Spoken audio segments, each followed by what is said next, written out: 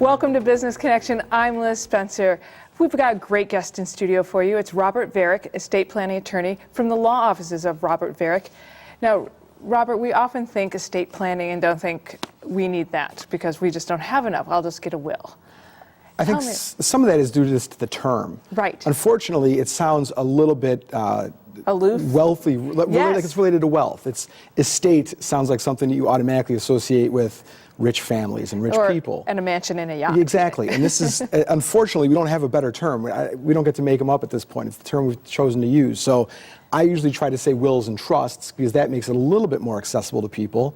But even then, when people hear trusts, it still sounds like a monopoly term. Right. So it still sounds like something Uncle Moneybags would have to deal with and not us. But the reality is both wills and trusts are something that every family needs to think about because no matter what your income and your assets might be, that is something that can significantly improve the lives of you and your children if it's done correctly.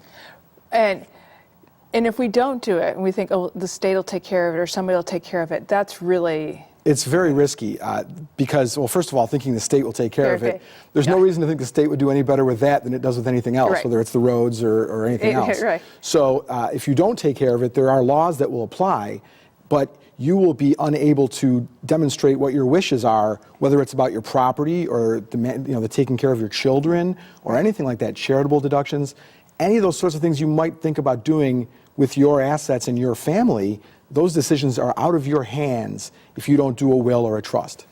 And lots of us hear about online stuff and we think if we fill out something online or if we write a simple note, that will work. So tell me why that's a bad idea. Well, it's not as bad an idea as doing nothing, but it's definitely not as good an idea as talking to some lawyer who has expertise in the area. And the reason for that is you're getting a document at the end of that do-it-yourself process. The document might or might not work depending on how good you are at details and the technical aspect of things.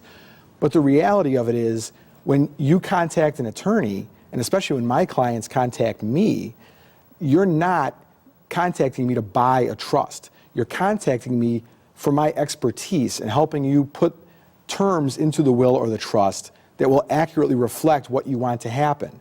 And even more than that, you're giving me the chance to advise you about things you might not have even thought of because of the expertise of a lawyer who's been in the area for a while. So don't think of it as I need to get something I can put my name on as soon as I can. Think of it as I need to contact an expert who can help get the result that I need. Right. Well, and I think that's a great way to look at it because we need to talk to somebody because you're going to ask me a whole bunch of questions about what my life is like, what assets I have, and what do I see that going in the future. Exactly. And planning at any stage in your life, whether you're a young family starting out or just married or you have children or you're at retirement or whatever it is that's prompting you to look into the estate planning process, there are many different issues, as you can imagine, at each one of those stages. And experienced attorneys know how to put a plan in place that will last you throughout your life, as opposed to something that commonly happens, which is people are going on a trip to Mexico next week, they just had a baby, we don't have anything. What do we do? And they just whack something out as quick as they can, and then when they slow down and look at the process again in 10 years, they realize they've spent money on something they need to redo now or update now. Where if they'd done it right the first time, they could have avoided having to redo that cost and reassume that cost. And how do your clients work with you? So the way I generally work is, and most estate planning attorneys are the same way, they go through an auditing process, so to speak. We'll sit down and we'll go through all of your assets and liabilities and your family structure and all those sorts of basics. And then I'll talk to my clients about what they're really contacting me about. Is their primary goal protecting their wealth? Is it taking care of their children? Is it making sure the right guardians get their children? All these issues come into play, and every family has different priorities. And then what we'll do is we'll look at a plan that will meet those priorities the best way that it can.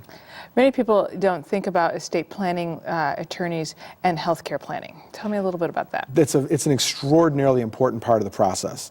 In fact, in my opinion, I tell all my clients this. If you've got a plan that doesn't include healthcare planning, you do not have a complete estate plan. Because the reality of medical technology and the ethical problems that medical technology now creates, if you're not looking at end of life and possible end of care planning, you're not doing the whole job. So that's something else to consider. And again, it's one of those areas where if you go through the process with an experienced professional, we can navigate those issues and which are often uncomfortable for people, obviously. It's Yeah, not pleasant to think about. But professionals who have experience in the area can navigate those areas comfortably with the client. Well, I think that's where people hesitate a lot. Is thinking about your will, and that it's a little bit difficult. But you make it a little bit easy. That you'll make a house call. I do. I try to make the whole process as easy as I can. One of my driving ideas is to eliminate the excuses that people so often come up with to not do it. And there are a million of them, and we've all done them for different things in our lives, whether the car needs a tune-up or something needs to be repaired in the house. You know you're going to get to it, but you just don't. Right. My idea is to strip away the excuses. I'll come to you if it's an evening, if it's a weekend, your kids can be playing on the floor next to us, it's fine.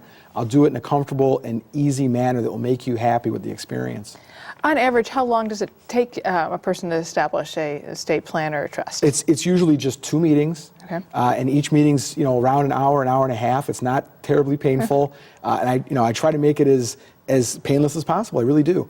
And I think if you get the ball rolling, you'll feel the weight already lifted. And by the time you're done, it's shocking to me, even after over 17 years of doing this, how relieved and happy people are to have done it. It's not something you think will bring you great joy, but it's a sense of relief in doing something you know needs to be done. And it's a surprisingly happy experience for people generally. That's awesome. Well, and I think, Robert, you do a nice thing that you kind of become a member of their family then a little bit. I like to think so. I mean, obviously I know the ins and outs of their family better than most people. And I always encourage my clients to think of me as the family lawyer. If something comes up in any area, even beyond estate planning, if you need a lawyer because of a criminal matter that comes up, a traffic ticket, something with the home, anything, give me a call, because I will be able to hopefully find you representation that I can vouch for, at least, as being somebody I know has a good reputation, is reasonably priced, and can do the job right, as opposed to opening Yellow Pages, looking on the internet, and just jumping into the deep blue sea without any sort of guidance.